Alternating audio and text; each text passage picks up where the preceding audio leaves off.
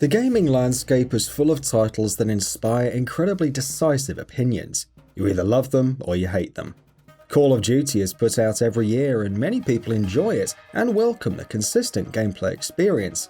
Yet there are just as many people who can't stand the same thing being pumped out year after year and can't understand the appeal. Dynasty Warriors is one of these divisive titles. A spin-off of the Romance of the Three Kingdoms franchise, the Dynasty Warriors franchise has steadily put out its titles, never deviating too far from their established formula that brought them such acclaim.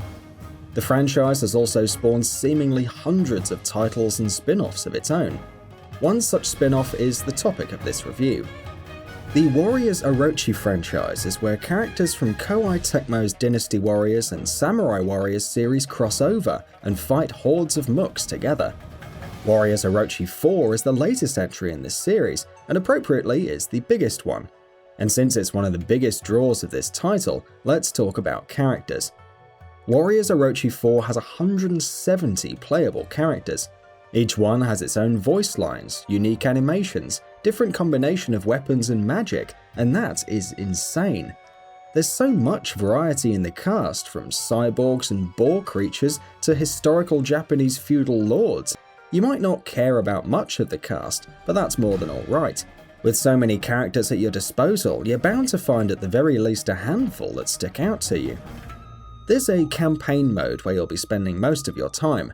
There's also a battle arena where you can engage in a unique multiplayer game mode, either cooperatively or competitively with your friends. The game is split screen, and players can easily drop in and out from almost any menu. There aren't many options available to you from the settings menu, but it should be noted that every action is rebindable in the menus. Keyboard control is possible, and can be set up in any way you want thanks to the remappable actions, but the game heavily hints towards using a controller. When the game boots up and immediately shoves a confirmation box in your face with Xbox buttons, it's clear what their angle is. The campaign finds you picking up after the events of Orochi 3. After defeating Orochi, the heroes of the previous title all return to the land where they belong, but without any memory of what went on. They end up getting pulled all into the same world yet again. After getting their bearings, they realize 8 magical bangles are the key to going back to their respective worlds. The story is interesting in its own way, but the real draw of any sort of crossover property is seeing different characters chum it up with one another. In that respect, the game more than fulfills its job. Characters will constantly be talking to one another, and there are also events you can watch which are little scenes between two characters. There's no real benefit to watching these aside from a little bit of fan service, but that's exactly what Orochi players are going to want. The campaign's gameplay is formatted in the same way that you've seen many times before. Thankfully, the series didn't continue in the direction of Dynasty Warriors 9, and harkens back to the tried and true formula the series is known for. Set loose in a map with plenty of checkpoints and choke points, you're given various tasks to accomplish, whether it's to open a gate or defeat an enemy commander who's appeared on the field. There's thousands of enemy mooks out there to build your combos on. The only things that hope to stand in your way are other commanders or the occasional gate guard. Combat is shaken up from time to time by introducing a spirit enemy that buffs all enemies around it until it's taken out.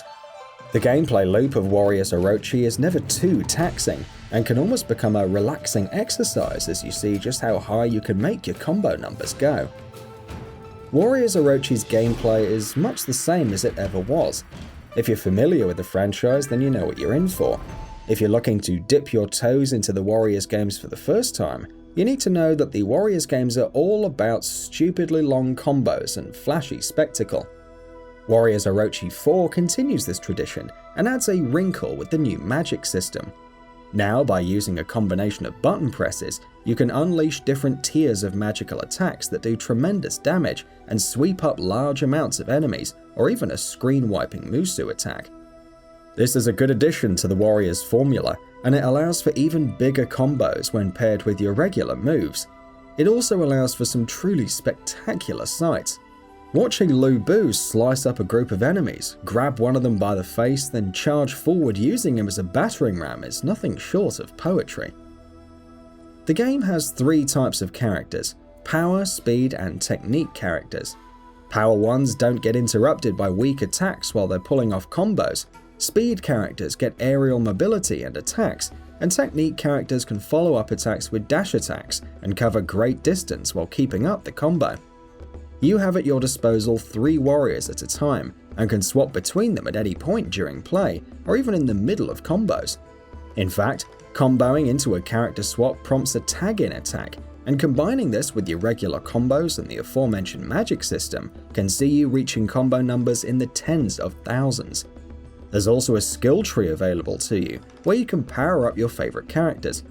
Different tiers of weapons can also be found and equipped, with slots open for elemental attributes. These additions don't really change much when it comes to combat, but it's still fun to see your favorite character get even more powerful. The Battle Arena mode is a bit more hit or miss. This 3v3 mode tasks you with capturing 3 bases, all located fairly close to one another. There's only one map and it's a very simple area with 2 rows of columns separating the bases. While trying out the game mode, servers weren't open yet, and so I wasn't able to do anything besides split-screen play. There are also bots available to play against, though this isn't any sort of challenge. The issue with Battle Arena is that the Warriors games don't have enough depth to their combat for really creative and smart play to be had. Oftentimes it turns into a war of attrition, waiting for one side to die before the other, and then stealing a base. While this mode is fun when played with others, it doesn't have enough depth to really tout itself as a competitive game mode. Perhaps if it had other maps to play on, it would be a more enjoyable time sink. Battle Arena reminds me of a time back in the PS2 era when Versus mode was thrown into any game, regardless of if it was really suited for the title. This game mode is best taken as a fun diversion, but definitely not something to base a purchase off of. Warriors Orochi 4 is a great purchase for players who are looking for a great, polished Warriors experience, but like I said before, this is a decisive game. If you're not the sort of player who is taken in with Dynasty Warriors combat before, this title will not change your mind. Gameplay is repetitive and based mostly around spectacle, but if you're the type of person to sit down to a game, zone out and relax to the sounds of enemies dying by the thousands, this is absolutely the game for you. And that wraps it up. If you like what we're doing, please consider subscribing to our channel. We upload new videos daily, so make sure you don't miss them by subscribing. We appreciate your support, and we thank you for checking us out.